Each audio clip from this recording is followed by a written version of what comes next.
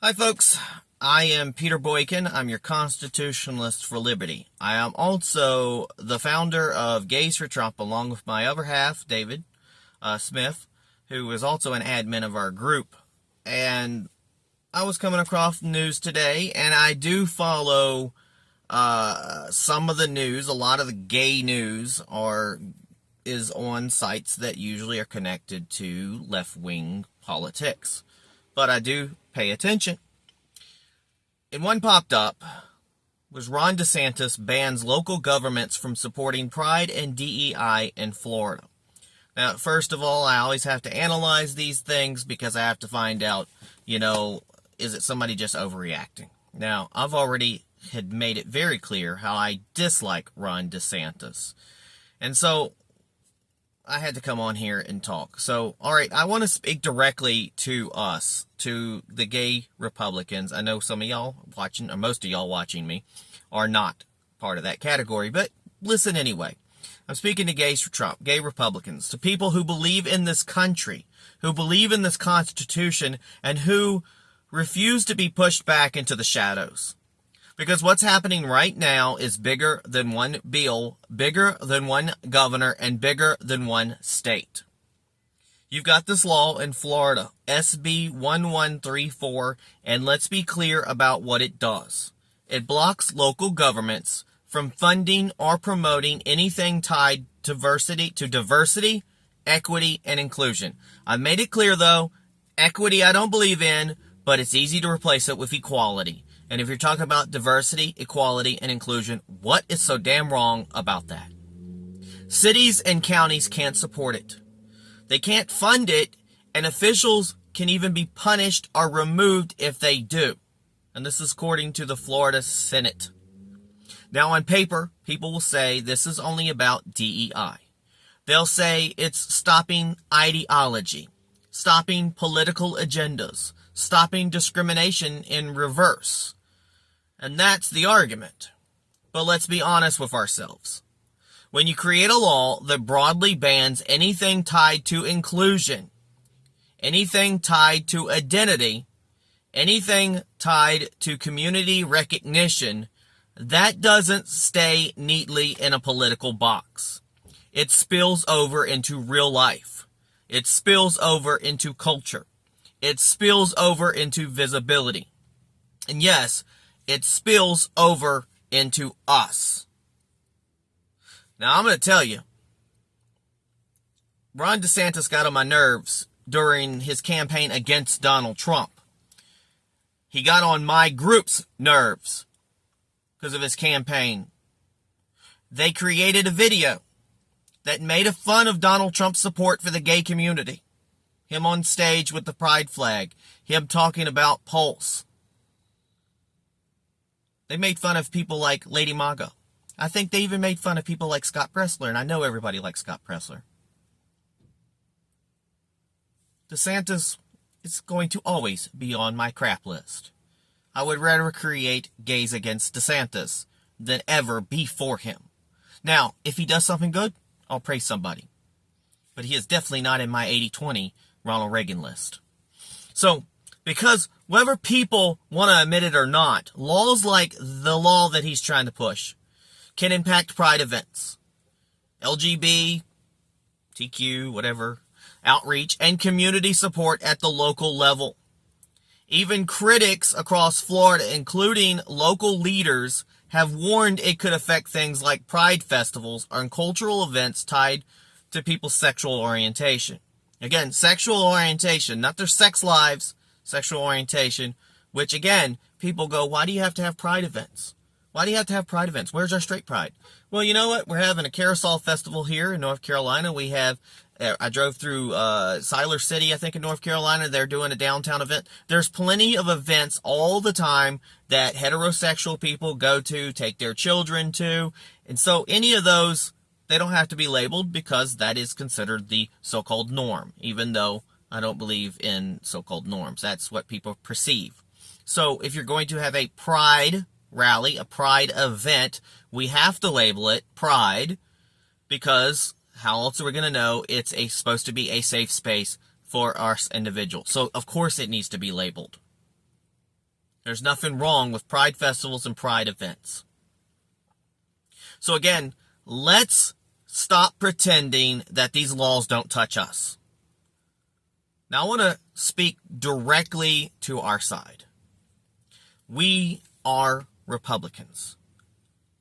We are conservatives. Various degrees of meaning in that. But we believe in limited government. We believe in the Constitution. And we believe in freedom. But being gay was never about politics for most of us. It was about civil rights. It was about being able to exist today openly. It was about not being shoved into the closet, and it was about being visible without fear. And many of us, like me, it's about not putting us in a right or left column, to quit treating us like we're some kind of political tug of war. I'm tired of it. I created Gays for Trump and other groups that I've done to tell people we can be gay and we can be Republicans. Remember, Peter Thiel said that. And he was proud to be on that stage. But that's where the line is getting crossed every day. Because when government starts stepping in and saying local communities cannot support pride, cannot recognize certain identities, to discourage businesses from supporting us, even at my own workplace, who did have pride, and I can understand not having the flag, the rainbow flag in the lobby. I could get past that. Thought that was a little too much. But not even recognizing us last year through this change really irritated me. Felt like I was less than. That I had to be put back in the closet again. When people can't recognize certain identities, they can't even engage in things that reflect who people are. That's not just fighting ideology, folks. That is affecting people. That is affecting visibility. That is affecting whether we are seen or we're erased. And we've seen this pattern before. Things like removing pride symbols, crosswalks, like in Florida overnight for no real reason. Not hurting anybody. Money spent that we don't need to be spending.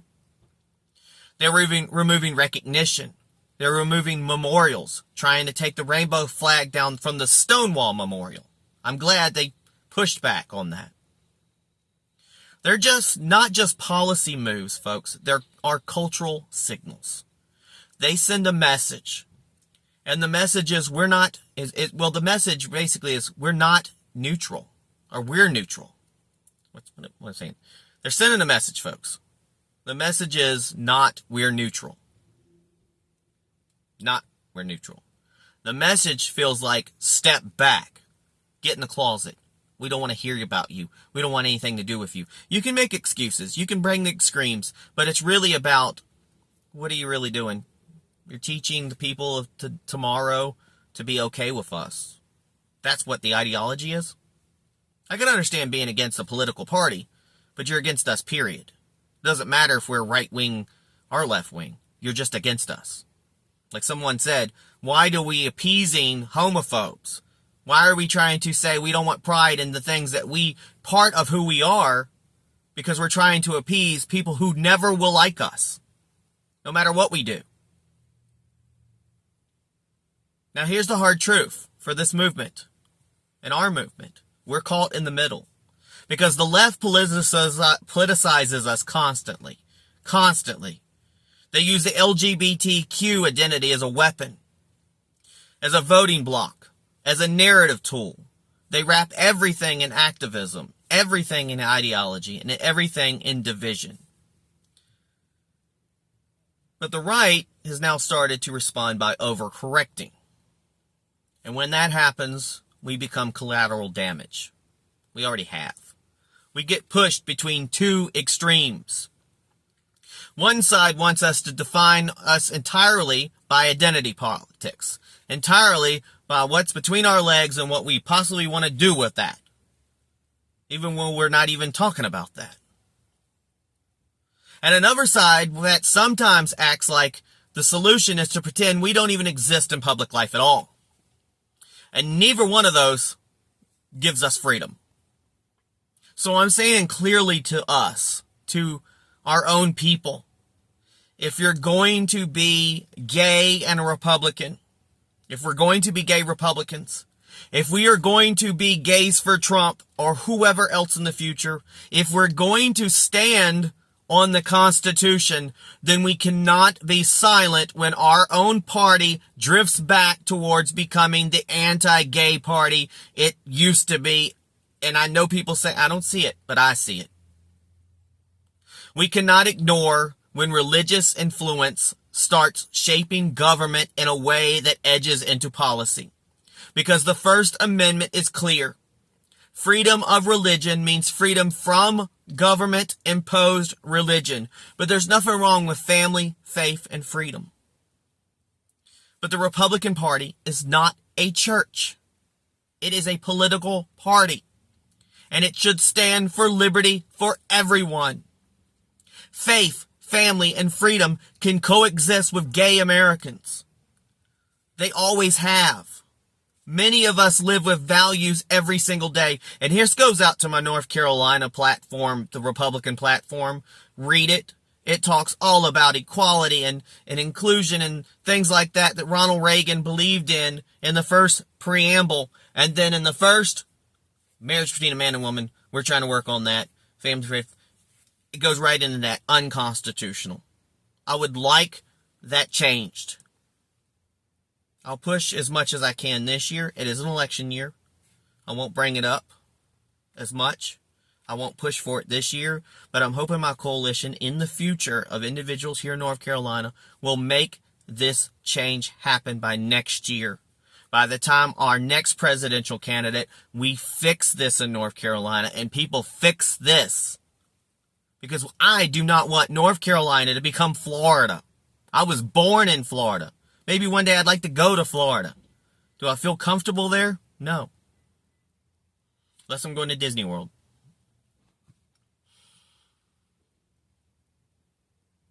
Because again, faith, family, and freedom can coexist with gay Americans.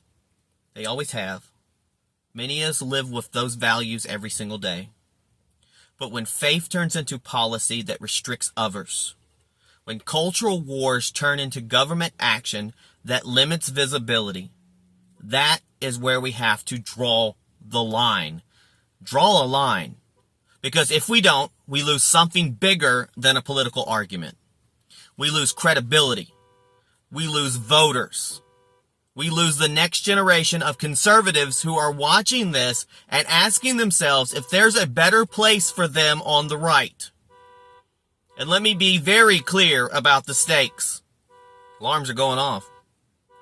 If Republicans continue down a path where social issues are handled with force instead of freedom, where culture is controlled instead of debated, where identity is suppressed instead of simply left alone, then we're going to fracture our own coalition. I've said this before. The MAGA that I knew in 2026 is dead. And when that happens, we don't win elections. We're going to lose them. And when we lose them, the alternative is not better.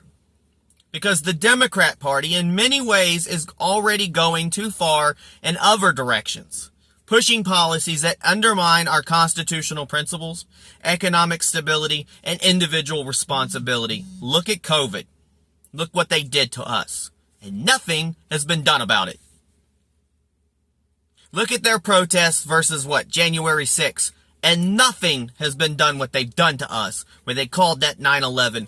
They don't care about 9/11 because look what they have as a mayor there in that city now.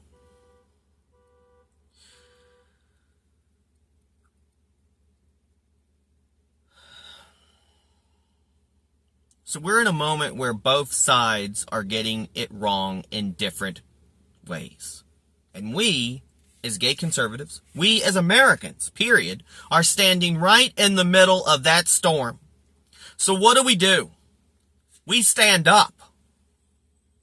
Like I said, we go right. Go right, do right, be right, think right, vote right, be right. Not against our party, but for what it's supposed to be. Hold them to the coals. Hold your politicians to the coals. Be not afraid, right or left, to talk to your politicians and say, look, that ain't right. We remind Republicans that freedom means freedom for everyone. We the people means all. We remind them that limited government applies to every level, not just when it's convenient. We remind them that gay Americans are not a problem to solve, not an ideology to fight, but citizens with the same rights as everyone else. Like I said, do not prick us, do I bleed, right? I'm a human like everybody else. Start treating me like one. Human rights. And we make it clear that we're not going back into a damn closet. Not culturally, not politically, not publicly. Because at the end of the day, this is not about DEI. This is about whether the Republican Party remains a party of liberty, or whether it becomes something else. And that choice is being made right now. I'll have a full article up on GoRightNews.com and GayRightNews.com, GaysForLiberty.org, GaysForTrump.org, PeterBoykin.com. We'll have it all out. I'll have this out on YouTube. Make sure people see it. Didn't want to do a video today, but I had to. This was important. I have no problem. And if this isn't your cup of tea, if you scrolled past, oh well, I know it's pretty long. God bless everybody. God bless America. Peace.